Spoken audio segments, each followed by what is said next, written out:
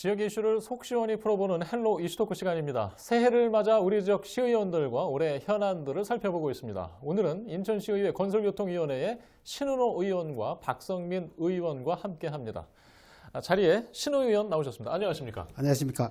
예, 맞은편에 박성민 의원 나오셨습니다. 안녕하십니까? 안녕하세요.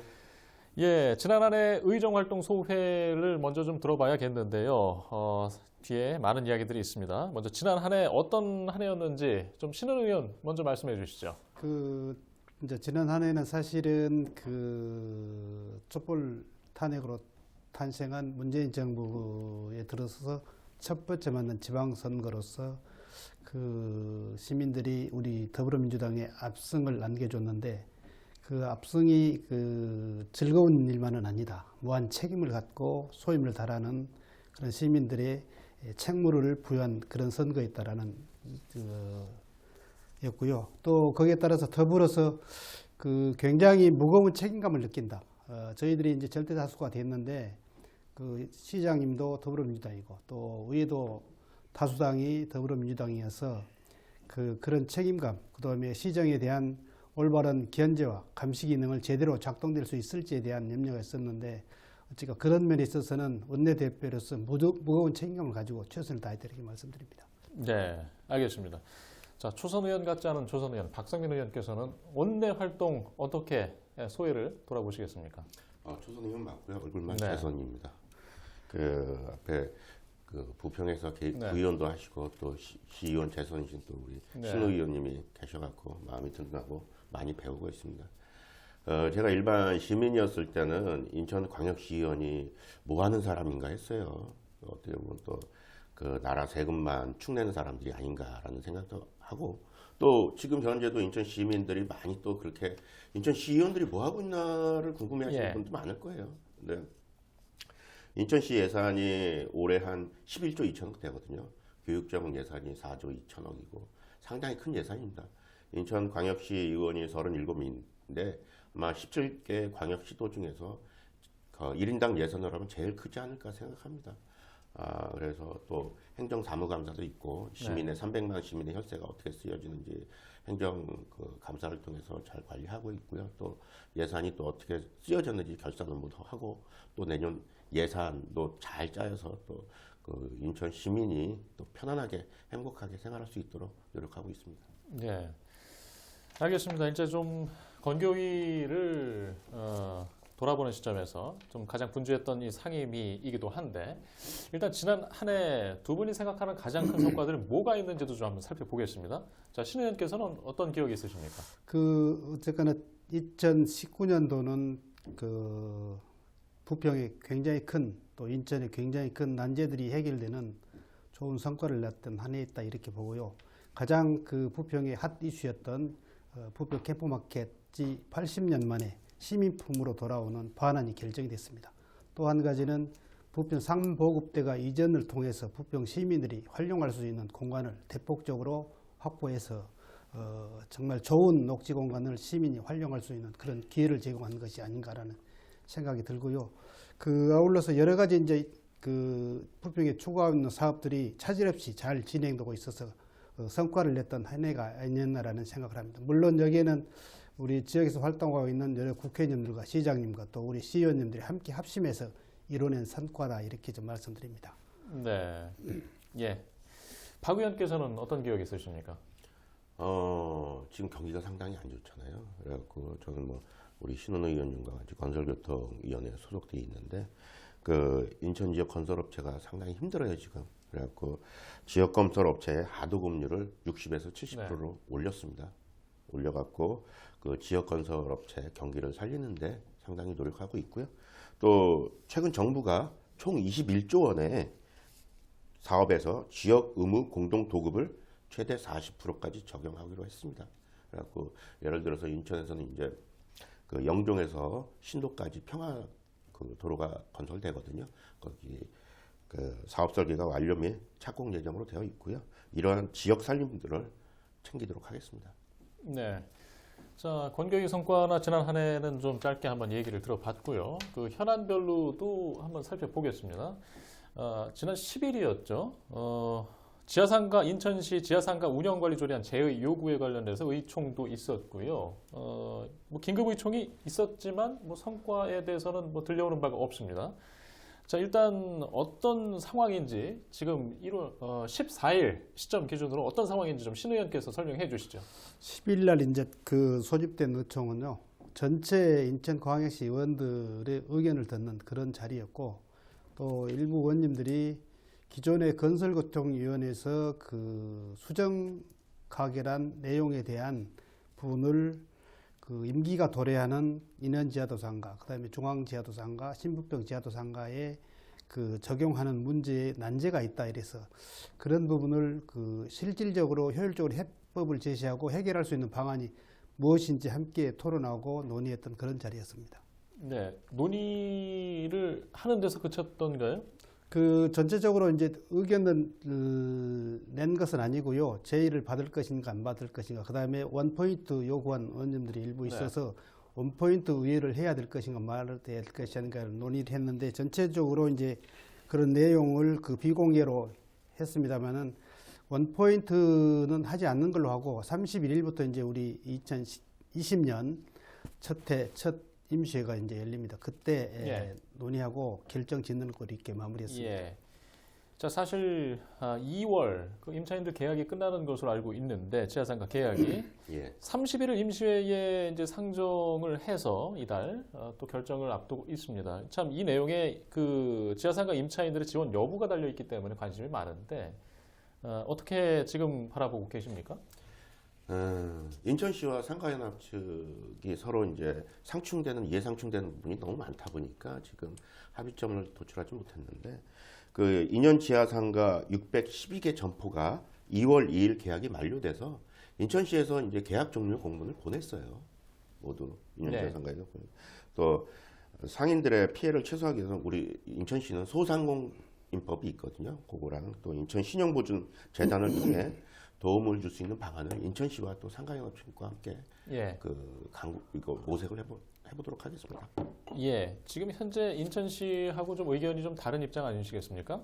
지금 행정법상 판단보다는 더 법적 판단까지도 가야 되지 않느냐 이런 시선이 상존하는데 지금 결국 대법원을 가야 되는 건지 그 원내에서는 어떻게 판단하고 계십니까? 일단은 31일 날 임시회에서 저희 의회가 제의 요구를 받아들이면 입법 요구부터 상임위, 심사 등 모든 과정을 다시 시작해야 되고요. 네. 만약 받아들이지 않고 않으면 인천시는 이제 대법원에 제소하거나 시의 의결에 대한 집행정지 결정을 할 수 있습니다. 네. 그렇게 되면 그 임기가 도래한 상가들은 기존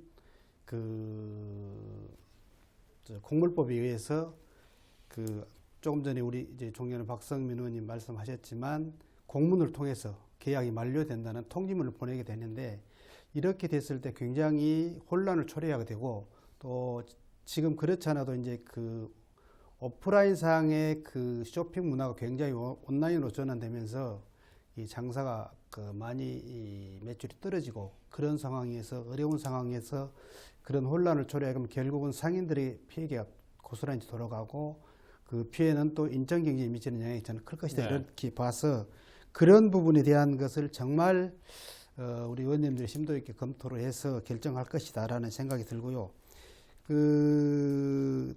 지금 이제 좀 전에 말씀드렸다시피 그런 과정을 거쳐서 전대금지 기간에 시의회에서 건설교통에서 지난 정례회 때 양도양수를 5년, 그 다음에 연장 부칙의 10년 임대 기간을 연장하는 안으로 했는데 결국은 이 내용에 대한 것을 상인의 측과 그 다음에 집행부의 안을 기준으로 해서 중간지대에서 저희들이 이제 최대한 고민하고 여러 차례 토론하고 또 사실 협의하고 이런 과정을 거쳤음에도 시 정부 차원에서 적극적인 노력이 저는 부족했지 않았나. 당초 이게 태생될 때 사실은 지방재정법에 의해서 태생 2002년이 됐지만 당시에도 조례를 제정할 때도 지방재정법을 위반하면서 출발했습니다. 그런데 2005년, 2007년 충분히 이 조례를 개정할 수 있는 그런 기회가 있었음에도 불구하고 하지 않는 것은 결국은 인천시 공무원들이 책임을 반기한 것이다. 저는 이렇게 보고 그런 부분에 있어서는 절대적으로 저희들이 상인들의 피해나 시의 입장이 제대로 반영될 수 있는 정말 그 합리적인 방안을 도출하는데 우리가 집중해야 될 것이다라는 생각을 합니다. 예, 이게 사실 명절 앞두고 굉장히 고민이 깊어지는 시점이 아닌가 싶은데요. 다른 이야기로 좀 해보겠습니다. 자, 이번엔 계양구 얘기를 좀 해볼까요? 계양 신도시는 사실 주민들이 바로 굉장히 기대하는 사업 중 대표적인데 인천에서도 지금 최근에 이제 소각장 이야기를 저희도 보도해드린 바가 있습니다. 예. 대장 신도시의 소각장 인접 지역과 붙어있기 때문에 그렇죠. 더더욱이 걱정을 많이 하기도 예. 하는데요. 지금 박 의원께서는 계양 테크노밸리 추진 단장도 현재 맡고 계시죠? 예. 지금 이 어떤 상황으로 흘러가고 있습니까? 제가 좀 상황을 좀 설명을 좀 드리자면 작년에 이제 인천시 환경국에서 그 환경부랑 국토부에 이제 공문을 보냈어요. 무슨 공문을 보냈냐면 이제 그 계양 3기 신도시라고 그러죠. 계양 테크노밸리 그쪽에 폐기물 처리 시설 설치 계획에 대한 공문을 보냈습니다. 그래갖고 이 공문이 보내니까 이제 지역 주민들이 이제 민원이 제기된 거죠. 그래갖고 작년 2019년 12월 23일 날 또 계양 3동 그 주민센터에서요 주민들과 그 주민 간담회를 했고요. 또 급하게 또 그 2019년 12월 30일 인천시청에서 제가 이제 대표로 이제 연설을 발표를 기자회견을 하면서 인천시의회 의장, 계양구 의회 의장, 그 구의원 등이 또 네. 소각장 반대 설치 기자회견을 했어요. 근데 동양동 그 계양 테크노밸리에서 나오는 그 가연성 그 쓰레기가 한 7.2톤밖에 안 돼요. 네. 7.2톤밖에 안 되는데 인천시 환경국에서 뭐 600톤의 그 소각장을 건설한다는 건 광역 소각장을 건설한다는 거는 참 불공정한 위치 선정이라고 생각합니다. 그리고 우리 PD님께서 네. 말씀하신 것처럼 부천 자원센터가 바로 옆에 있거든요. 거리상으로 아마 그 동양동 같은 경우는 그 몇백 미터 안 될 거예요. 바로 그 굴부천 바로 건너서니까. 거기서 지금도 오늘같이 추운 날 같은 경우는 연기가 쫙 나고 있거든요. 그러면 그 연기 때문에 또 냄새가 좀 안 나는 게 아니에요. 그러면 거기 동양동 주민들은 또 창문을 못 여는 또 환기도 시켜야 되는데 집안에서 창문을 그 못 여는 그런 경우도 생기고요. 그런 민원이 상당히 많습니다. 그리고 그 계양 테크노밸리에서 못 짓는 몇 가지 이유는 있어요. 그리고 굴뚝이 거기가 고도 제한 지역이 있거든요. 네. 그렇기 때문에 부천 자원센터도 그 45m밖에 굴뚝이 안 되고요. 아마 45m를 굴뚝을 진다고 해도 지금 굴포천이랑 아라뱃길 쪽으로 져야 된다고 생각하는데 진다면 아마 활주로 직선 방향이기 때문에 계양 테크노 그 아마 서울공항공사 쪽에서도 난색을 표할 겁니다. 그리고 네. 그 동양규련동은 그 부천자원순환센터가 바로 옆에 있기 때문에 이중고를 겪는 거 아니에요.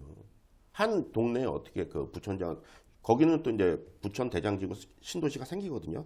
300톤이 지금 연재가 있는데 300톤이 또 증설되는 거를 지금 논의를 하고 있어요. 부천자원주산센터가 부천 대장지구 이제 소각장 문제 때문에.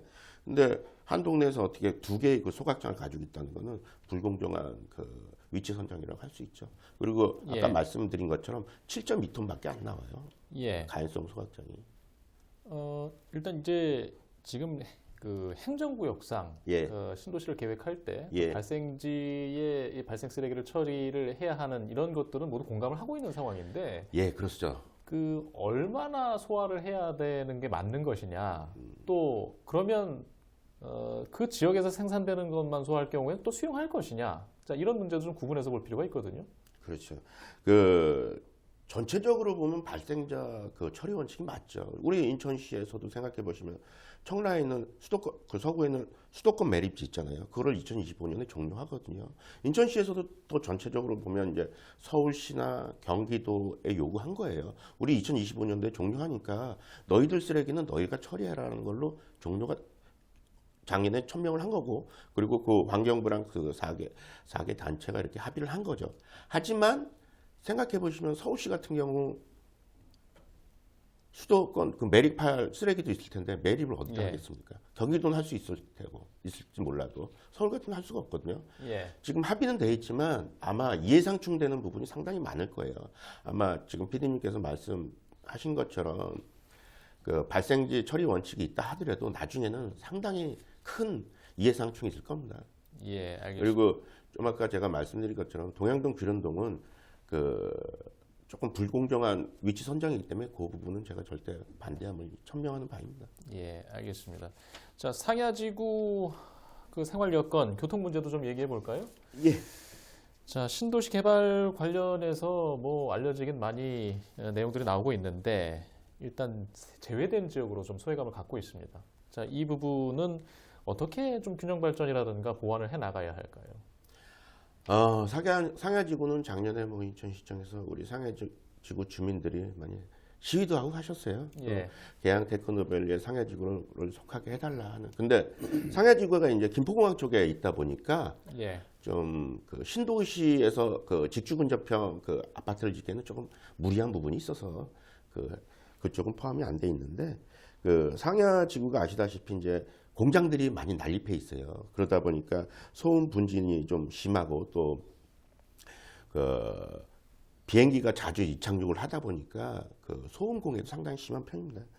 이런 부분을 그 도시재생을 통해서 주거 환경을 개선하는 방향을 찾으려고 하고 있고요. 계양 일동 같은 경우에는 지금 검단 신도시가 생기면서 광역교통망 예. 그 대책으로 내 갖고 원당 테리간 도로 또 경명대로 도로 건설 등이 있습니다. 그런데 지금 주민들과 아주 긴밀히 협조하는 걸로 알고 있고요. 시 공무원들이 주민들의 어떤 협조 없이 어떤 수용 없이 인천시가 일방적으로 도로 건설을 한다든가 그런 거는 없어야 한다고 생각합니다. 예, 알겠습니다. 일단 시간이 벌써 이렇게 빨리 지나가고 있는데요. 제가 두 분께 그 한 가지씩 좀 질문을 중요한 부분을 더 드리려고 합니다. 자, 먼저 신 의원께 이 삼보급단 부지 사실 굉장히 큰 이야기였습니다. 자, 캠프마켓 이게 어떻게 또 활용을 해야 되느냐라는 숙제나 관심이 남아 있는데, 자, 어떻게 개발을 해야 한다고 생각하십니까? 저는 이제 전체 면적으로 보면 한 149만 평방미터, 약 46만 평 정도 되는데요. 이 부지는 결국은 저는 시민들의 의기에 절대 존중되는 그런 도시 계획이 반드시 이루어진다고 생각하고요.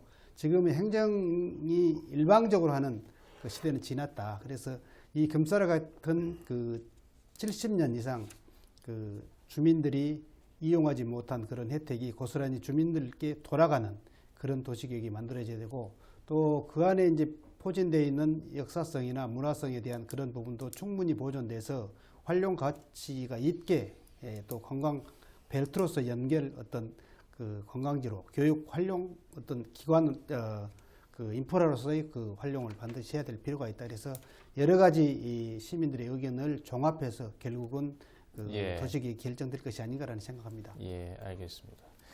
자, 교통 부분도 얘기를 좀 해보겠습니다. 지난번에 대광위의 교통망 계획에는 포함되지 않아서 좀 아쉬운 면도 있을 텐데, 계양구를 지나는 이 서울 2호선 연장안. 예. 자, 2020년 올해 4차 국가철도망 구축계획 발표에 포함이 됐으면 하는 바람일 텐데요. 예, 요구를 했습니다, 인천시에서. 예, 어떻게들 지금 바라보고 계십니까? 박남춘 시장 또 공약이었죠.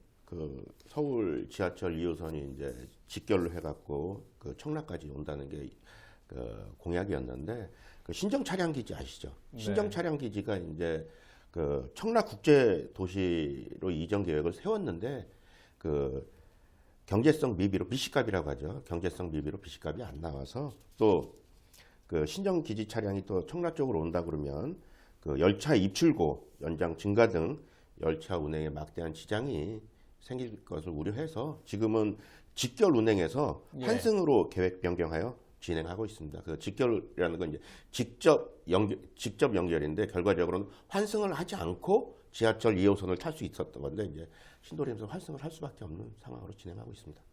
네, 알겠습니다. 뭐 바라는 면이 적지 않기 때문에 물어보지 않을 수 없는 내용이었고요. 예. 새해 많은 변화들이 또 기다리고 있는 것 같습니다. 또 때에 맞게 상황이 발생하면 두 분 또 다시 모시고 또 진지한 얘기를 좀 나눠보도록 하겠습니다. 예. 자, 오늘 말씀은 고맙습니다. 감사합니다. 감사합니다. 네, 지금까지 신은호 의원, 박성민 의원과 함께 인천시 건설교통위원회 지난 한 해와 올해 주요한 내용에 대해서 살펴봤습니다.